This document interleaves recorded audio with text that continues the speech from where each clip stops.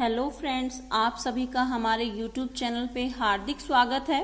आज हम NCERT book 10th class की अर्थशास्त्र का सेकंड लेसन लेकर आए हैं, जिसका नाम है भारतीय अर्थव्यवस्था के क्षेत्र। अब इस लेसन को स्टार्ट करने से पहले हम ये देखेंगे कि हमारी जो आर्थिक क्रियाएं हैं वो क्या हैं। आर्थिक क्रिया किसे कहते हैं? यानी ऐसा काम जिसको करने से हमें पैसा मिले, लाभ प्राप्ति हो, उसे हम आर्थिक क्रियाएं कहते हैं। कोई भी काम करने से अगर हमें धन मिल रहा है तो उसे हम आर्थिक क्रिया कह रहे हैं। जैसे हम खेती कर रहे हैं, अनाज को बेच के पैसा कमा रहे हैं, तो वो आर्थिक क्रिया है। इन आर्थिक क्रियाओं को हम मोटे तौर से 3 भागों में बांट सकते हैं। पहला है प्राथमिक कार्य। जो प्राथमिक क्षेत्र है, जिस काम को हम प्रकृति में रहकर स्वतंत्र रूप से करते हैं, उसे हम प्राथमिक कार्य कहते हैं। जैसे हम खेती कर रहे हैं, डेयरी कर रहे हैं, मत्स्य पालन, मधुमक्खी पालन, आखेट, संग्रहण, खनन, ये सभी हमारे प्राथमिक क्षेत्र के अंतर्गत आते हैं। इन्हें कृषि अथवा सहायक क्षेत्र भी कहा जाता है। अब दूसरा है हमारा द्वितीयक क्षेत्र। द्वितीयक क्षेत्र में क्या होता है?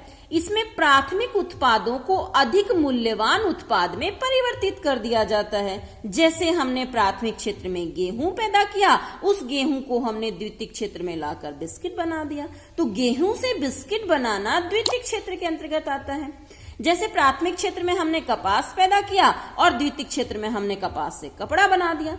जैसे प्राथमिक क्षेत्र में हमने गन्ना पैदा किया और गन्ने से हमने इसमें चीनी बना दी, तो इसे हम द्वितीयक क्षेत्र कहते हैं। अब ये सारा काम उद्योगों में होता है, इसलिए द्वितीयक क्षेत्र को औद्योगिक क्षेत्र भी कहा जाता है। द्वितीयक क्षेत्र को हम औद्योगिक क्षेत्र भी कहते हैं। तीसरा है हमारा तृतीयक क्षेत्र। इसमें क्या होता है? किसी चीज का उत्पादन नहीं होता, बल्कि प्राथमिक और द्वितीयक दोनों को सेवाएं प्रदान की जाती हैं, इसलिए इस क्षेत्र को सेवा क्षेत्र भी कहा जाता है। सेवाएं किस तरह की? जैसे एक प्राथमिक क्षेत्र में काम करने वाले किसान को बीज चाहिए, बीज लाने के लिए उसे मार्केट जाना होगा, मार्केट जाने के लिए उसको ट्रांसपोर्ट की आवश्यकता होती है, तो यहाँ परिवहन के साधन क्या कर रहे हैं? किसान की सेवा कर रहे हैं, उसे मार्केट तक ले जा रहे हैं, तो ये सेवा क्षेत्र हो गया। अब किसान ने जो अनाज पैदा किया, उस अनाज को बेचने के लिए उसे मंडी जाना होता है, तो वहां तक जाने के लिए उसे परिवहन के साधन चाहिए। अब एक उद्योगपति अगर उद्योग लगा रहा है, तो उद्योग लगाने के लिए उसे बहुत सारा पैसा चाहिए, तो वो पैसा इतना तो किसी के पास होता नहीं है, तो बैंक से वो लोन लेता है, तो बैंक उसे पैसा उपलब्ध करवा रहा है, LIC वगैरह करवाते हैं। तो ये सारे क्षेत्र किस में आते हैं? ये सेवा क्षेत्र में आते हैं। जैसे परिवहन है, संचार है, बैंकिंग है, ये सारी चीजें किस में आती है? सेवा क्षेत्र में आती हैं। इसमें किसी चीज का उत्पादन नहीं किया जाता, बल्कि प्राथमिक और द्वितीयक क्षेत्र में काम करने वाले लोगों को सेवाएं उपलब्ध की जाती है। जैसे पुलिस है, सेना है, अध्यापक है, वकील है, ये सभी किस में आ रहे हैं? सेवा क्षेत्र में आ रहे हैं। या फिर व्यापारी को आप ले सकते हैं, दुकानदार हैं, दुकान में सामान वो बेच रहे हैं। तो आर्थिक क्रियाएं हमने पढ़ी। आर्थिक क्रियाओं को हमने 3 क्षेत्रों में बांटा। प्राथमिक क्षेत्र, वो क्षेत्र जिसे हम प्रकृति में रहकर स्वतंत्र रूप में जिसमें काम करते हैं, जैसे कृषि करना, मधुमक्खी पालन, पशु पालन, खनन, या फिर हम आखेट या संग्रहण इसमें शामिल करते हैं। द्वितीयक क्षेत्र में हमें प्राथमिक उत्पादों को अधिक मूल्यवान और परिष्कृत उत्पाद में परिवर्तित कर देते हैं और वो ज्यादा कीमती सामान बन जाता है। जैसे गेहूं से बिस्किट बनाना, गन्ने से चीनी बनाना, इसके उदाहरण हमने पढ़े थे। तृतीयक क्षेत्र जिसे हम सेवा क्षेत्र भी कहते हैं, इसमें किसी चीज का उत्पादन नहीं किया जाता, बल्कि प्राथमिक और द्वितीयक क्षेत्रों को सेवाएं उपलब्ध की जाती हैं, इसलिए इसे सेवा क्षेत्र कहते हैं।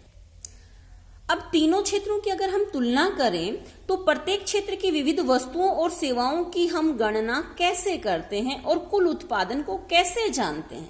अब देखो, प्राथमिक क्षेत्र में काम करने वाला जो किसान है, उसे 3 से 4 महीने तक मेहनत करनी पड़ती है, जब जाके उसे कुछ पैसा मिलता है, यानी 6 महीने में उसकी इनकम आती है। लेकिन एक उद्योग में काम करने वाला उद्योगपति हर महीने सैलरी लेता है।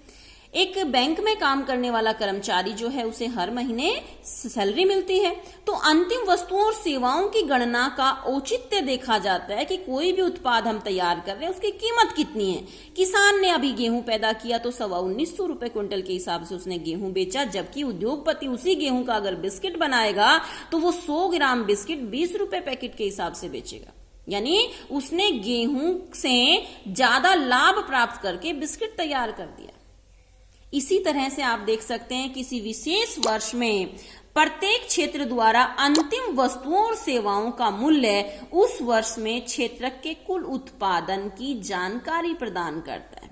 तीनों क्षेत्रों के उत्पादों के योगफल को देश का सकल घरेलू उत्पाद कहते हैं, यानी जीडीपी कहते हैं। प्राथमिक क्षेत्र, द्वितीयक और तृतीयक क्षेत्र में लगे लोग एक साल में देश के अंदर कितना उत्पादन करते हैं, कितना पैसा कमा रहे हैं, उसी आधार पर किसी देश की जीडीपी निर्भर करती है। ये किसी देश के भीतर किसी विशेष वर्ष में उत्पादित सभी अंतिम वस्तुओं और सेवाओं का मूल्य है। जीडीपी अर्थव्यवस्था की विकास विशालता प्रदर्शित करती है। जो देश के लोग जितना ज्यादा काम करेंगे उतनी ज्यादा उसकी जीडीपी होगी, यानी वहां पर जो सकल घरेलू उत्पाद है ज्यादा होगा, तो वहां की अर्थव्यवस्था भी बहुत मजबूत होगी। भारत में जीडीपी मापन जैसे कठिन कार्य केंद्र सरकार के मंत्रालय द्वारा किया जाता है।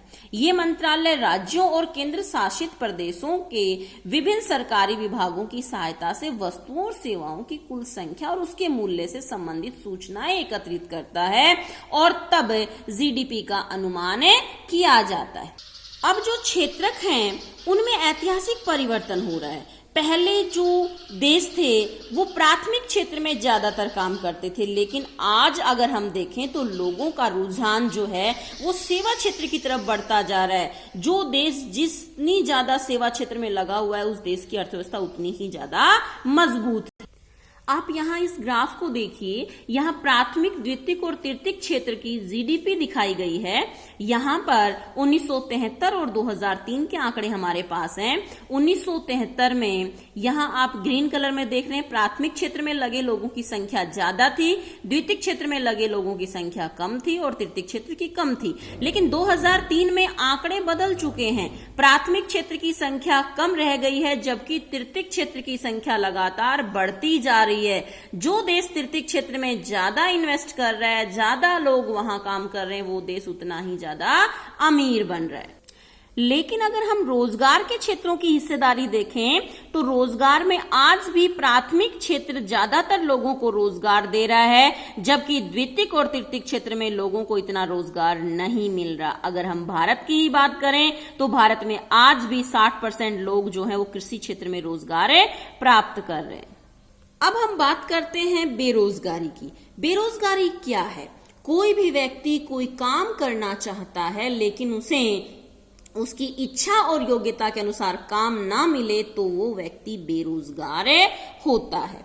इसी प्रकार हम बेरोजगारी को देखेंगे। अल्प बेरोजगारी को छुपी हुई बेरोजगारी भी हमें कह सकते हैं।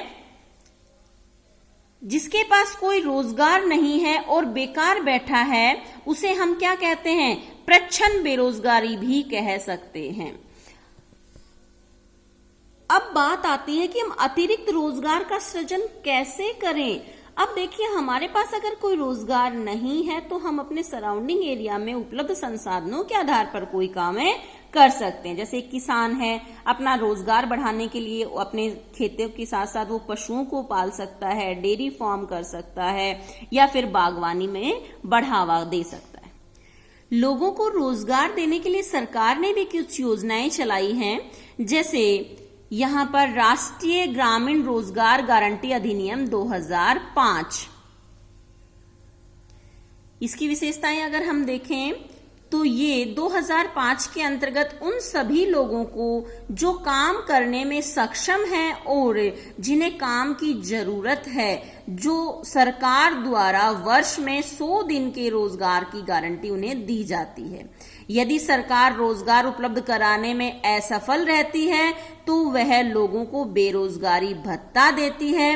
अधिनियम के अंतर्गत उस तरह के कामों को वरीयता दी जाएगी जिसमें भविष्य में भूमि से उत्पादन बढ़ाने में मदद मिलेगी। अब हम बात करते हैं संगठित और असंगठित रूप से क्षेत्रों में लगे लोगों की। संगठित रोजगार के क्षेत्र क्या होते हैं? ये वो क्षेत्र होते हैं जहां काम करने वाले को नियमित रोजगार मिलता है, जहां उन्हें जो सरकारी छुट्टियां होती हैं उसके आधार पर उन्हें छुट्टियां भी दी जाती हैं, या फिर उन्हें ट्रांसपोर्ट का खर्चा दिया जाता है, मेडिकल फैसिलिटीज उन्हें उपलब्ध करवाई जाती हैं। लेकिन असंगठित जो क्षेत्र होता है उसमें काम के घंटे निश्चित नहीं होते हैं, जितनी देर मजदूर काम करता है उतनी ही उसे सैलरी दी जाती है, उसे नियमित रोजगार नहीं दिया जाता। जैसे दैनिक मजदूरी करने वाले, दिहाड़ी पर काम करने वाले मजदूरों को हम ले सकते हैं, खेत में काम करने वाले जो मजदूर हैं उनको हम इसमें शामिल कर सकते हैं।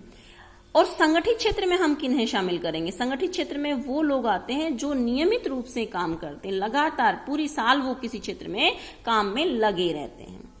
अब हम स्वामित्व के आधार पर भी क्षेत्रों को दो भागों में बांट सकते हैं, एक सार्वजनिक क्षेत्र का काम और एक निजी। निजी यानी प्राइवेट सेक्टर, सार्वजनिक यानी सरकारी।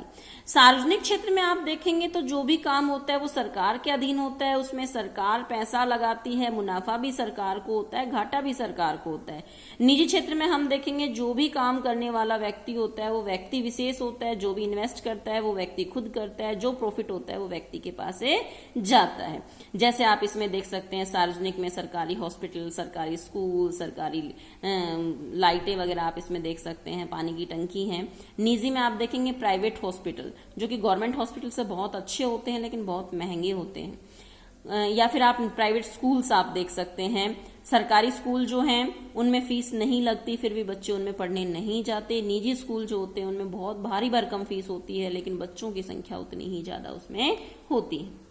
इस लेसन का सारांश अगर हम देखें तो इस पाठ में हमने आर्थिक गतिविधियों को कुछ सार्थक समूहों में विभाजित करने के तरीकों का अध्ययन किया। विभाजन का एक तरीका यह है, परीक्षण करता है कि कोई गतिविधि प्राथमिक, द्वितीयक या तृतीयक क्षेत्र में से किससे संबंधित है। भारत के विगत 30 वर्षों के आंकड़े ये प्रदर्शित करते हैं कि जीडीपी में सबसे अधिक योगदान तृतीयक क्षेत्र का रहा है, लेकिन रोजगार ज्यादातर प्राथमिक क्षेत्र में लोगों को मिल रहा है। देखें कि देश में रोजगार के अवसरों की वृद्धि के लिए क्या किया जा सकता है। दूसरा वर्गीकरण ये संगठित और असंगठित क्षेत्र के काम करने वाले लोगों पर विचार करते हैं। अधिकांश लोग असंगठित क्षेत्र में काम कर रहे हैं, उन्हें संरक्षण अनिवार्य है। अगर उन लोगों को संरक्षण नहीं दिया गया तो उनका भविष्य धुंधला हो सकता है। हमने सार्वजनिक और निजी क्षेत्रों की गतिविधियों के बीच अंतर का अध्ययन किया और देखा कि सार्वजनिक गतिविधियों को कुछ निश्चित क्षेत्रों पर केंद्रित करना अनिवार्य क्यों है, क्योंकि सरकार की जिम्मेदारी होती है कि वो अपनी जनता को सस्ते में स्वच्छ जल और स्वस्थ वातावरण उपलब्ध कराए, अच्छी बच्चों को शिक्षा प्राप्त करवाए ताकि वहां पर अच्छा विकास हो सके। लेकिन प्राइवेट सेक्टर वाले सिर्फ अपना लाभ चाहते हैं, उन्हें सिर्फ पैसा कमाने का उनका मकसद होता है। तो आज इस लेसन में इतना ही। अगर आपको हमारा वीडियो अच्छा लगे तो इसे लाइक और सब्सक्राइब जरूर करें। Thank you.